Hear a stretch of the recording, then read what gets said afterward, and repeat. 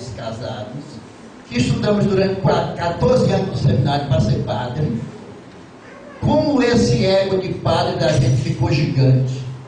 Mexer nesse nome padre, eu acho que é uma coisa que ia mexer talvez com a vida de muita gente, né? Eu acho interessante também como os cantos que toda hora a gente fazia aqui.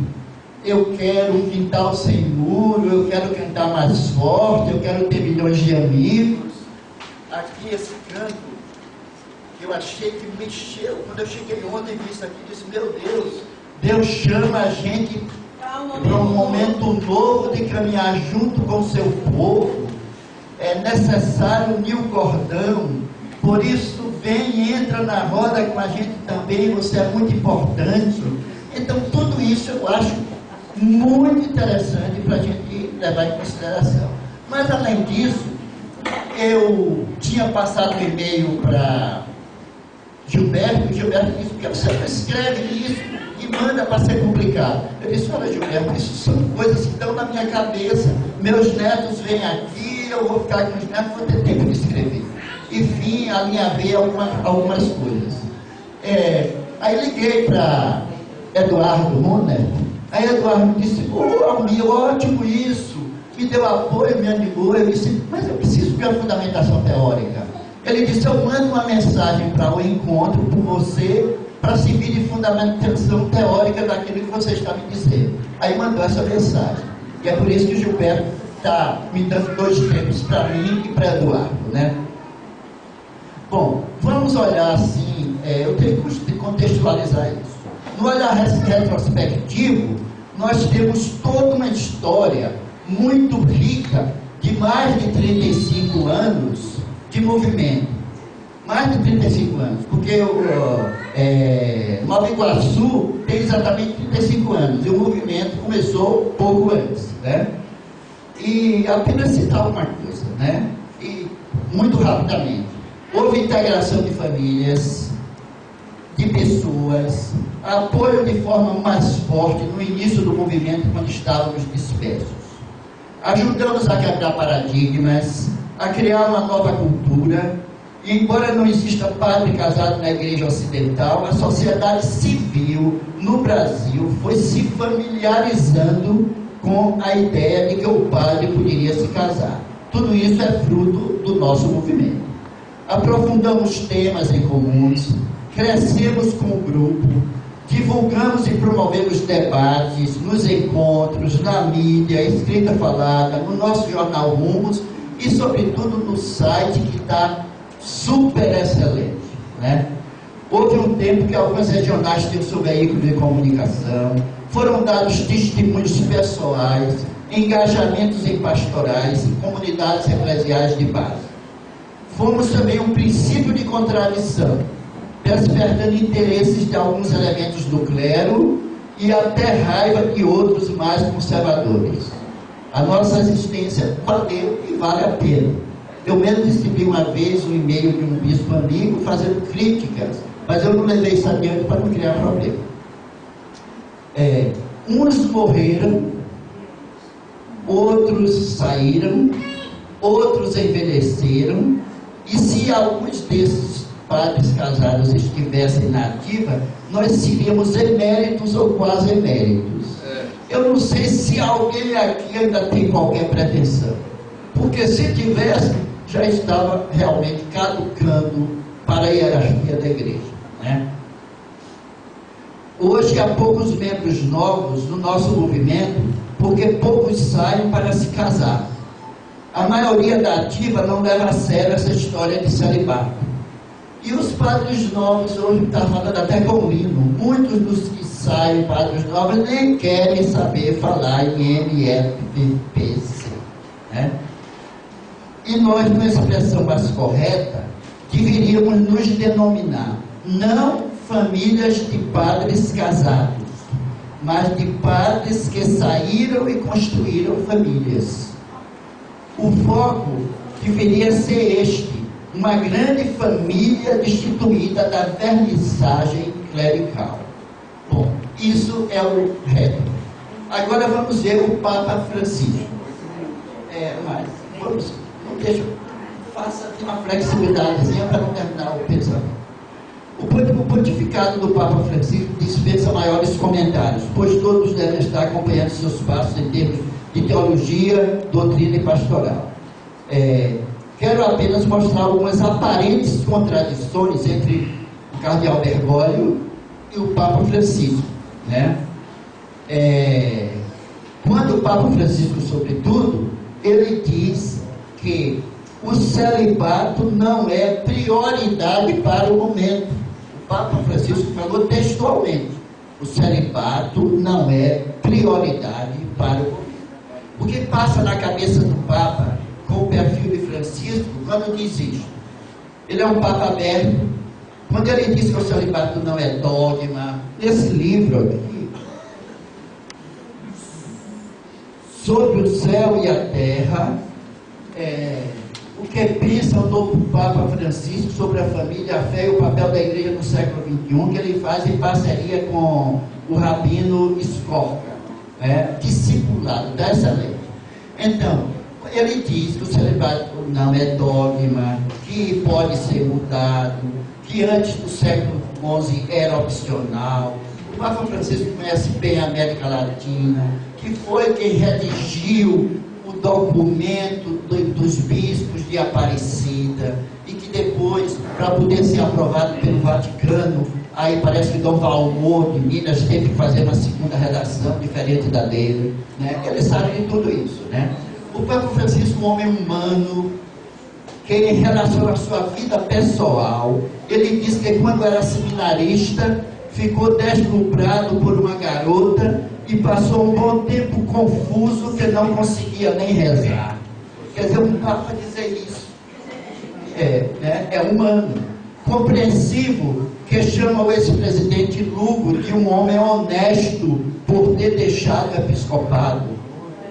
Que quando arcebispo Buenos Aires, quando os padres tinham um problema afetivo, alguém engravidava uma mulher, ele chamava e dizia: a lei natural antecede a disciplina da igreja, e aconselhava o Papa. Quer dizer, um Papa super compreensível, um Papa amigo do fundador do movimento dos padres casados na América Latina, Dom Jerônimo Podestá, né? Quer dizer, corajoso, porque no encontro, ele provocou e teve um encontro com Gutierrez da teologia da libertação, quando a gente sabe toda a situação da teologia da libertação, junto com Paulo II. Na entrevista que ele deu na volta do Brasil, ele citou o cardeal Martini, jesuíta, e o cardeal Martini, antes de morrer, disse que a igreja estava 400 anos atrasada. Quer dizer, nós temos um Papa que está muito mais avançado que toda a hierarquia e do que todos os padres casados, eu acho, né? É um homem perspicaz. Nesse livro aí, ele diz que a formação dos padres deveria se colocar em 4 pilares: espiritual, intelectual, comunitária e apostólica. Escreve que não se compreende uma formação solidária. É essencial que o seminarista, ele diz, seja amassado e cresça numa comunidade, para depois saber levá-la e dirigi-la. Um Papa que deve ter lido Leonardo Boff, porque o cardeal do Rio deu o livro de Francisco de Assis a Francisco de Roma nas mãos dele, né? E ele telefonou de Roma ao Leonardo pedindo autorização para citá-lo. Tá bom, ótimo. Ele deve ter lido o Dom Helder, o Santo Rebelde, porque Clélia Podestá deve ter entregue a ele. Então ele está por dentro de tudo. Eu acho bom fazer carta ao Papa, é ótimo, mas o Papa está mais por dentro do que nós imaginamos, né? Agora, esse Papa Francisco diz que a prioridade, que o celibato não é a prioridade para o momento. Você quer terminar o primeiro? Tá bom. na minha ótica, bom, então eu vou pular aqui uma série de coisas que eu coloquei, depois eu vou dar um pendrive e vou fazer logo as propostas, em 4 itens. A primeira proposta, nosso movimento Padres Casados, a primeiro item, fazendo referência e em contraposição a um perfil de padre não casado, é algo problemático, porque o modelo está em crise. Segundo item, família de padres casados, sem querer desmerecer os valores acumulados, é hoje um movimento exclusivista. Algumas mulheres com mentalidade mais independente rejeitam. Eu gostei de você por ser você e não por você ter sido padre. Minha esposa sempre disse isso para mim, né? Eu gostei de você por ser você e não por você ter sido padre. Na realidade, ela não me conheceu como padre. Foi posteriormente, né?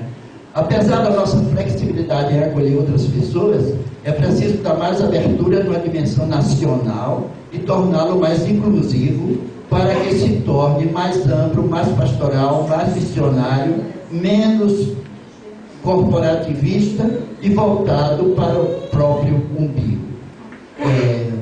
Na realidade, é pena, né, o tempo, né? Na realidade, não existe oficialmente padres casados, porque foram destituídos dos poderes de ordem, mas extraoficialmente padres que se casaram. Esta manutenção do nome padre no movimento, quando recém-nascido, foi muito mais um desejo de status, dignidade, visibilidade, que hoje não tem mais sentido.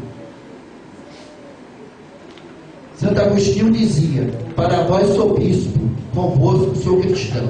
O que é mais importante para a gente é essa coisa do padre ou essa coisa do cristão? E o Papa Francisco, nos seus escritos, está sempre focando o sacerdócio comum e a família, né? Bom, então eu vou pular aqui mais um item e já vou direto na mensagem de Eduardo. Você quer ler? Caro Almir, gostei do tema que você acaba de abordar no telefonema. Realmente a questão dos 2 princípios de organização da Igreja é fundamental e constitui a real novidade do pontificado do Papa Francisco. Você me pediu um breve texto. Aqui mando sem revisão. Os 2 princípios na organização da Igreja. Uns meses atrás, o Papa Francisco recebeu em audiência o bispo Erwin Kauler, bispo da diocese de Xingu, a maior diocese do mundo em extensão geográfica, e presidente do CIO. Dom Erwin falou da falta de sacerdotes na imensa diocese e ventilou a possibilidade de formar leigos que possam dirigir liturgias na falta de padres. O Papa escutou com atenção e disse que essa sugestão merece ser aprofundada. Na realidade, Dom Erwin nada mais fez que relatar um princípio de organização da Igreja, que provém diretamente de Jesus, que mandou seus discípulos de 2 a 2 para aldeias, com o encargo de anunciar o reino de Deus, cuidar dos enfermos, combater os demônios. Esses discípulos estavam, pois, em relação direta com comunidades, agrupamentos humanos. Aqui está o princípio comunitário, originário na formação do cristianismo. Mas com a evolução, o velho princípio sacerdotal da tradição judaica começou a seduzir de novo as lideranças das comunidades. O princípio corporativo, inspirado no sacerdócio levítico do Templo de Jerusalém, o cristianismo do século II em diante abandonou gradativamente o princípio comunitário e aderiu ao princípio corporativo, o princípio clerical. Houve reações e continua havendo, mas a corporação venceu. Sabemos que pela história que o mundo pertence aos que conseguem se organizar. As grandes corporações dominam o mundo no plano econômico, político e religioso. Os sacerdotes se organizavam em grupos clericais e tiveram sucesso. Formaram um modelo de igreja consagrada do século IV, Nicéia, e que vigora até hoje. É, pois, da máxima relevância a atenção que o Papa Francisco parece dar ao princípio comunitário na organização da igreja. Claro que ele está diante de uma montanha de clericalismo, mas o Evangelho de Marcos diz que quem tem fé consegue mover montanha. Conclusão, não dele, mas de tudo aquilo que eu estou dizendo, eu acho que o Papa Francisco está mais voltado para os vini probados.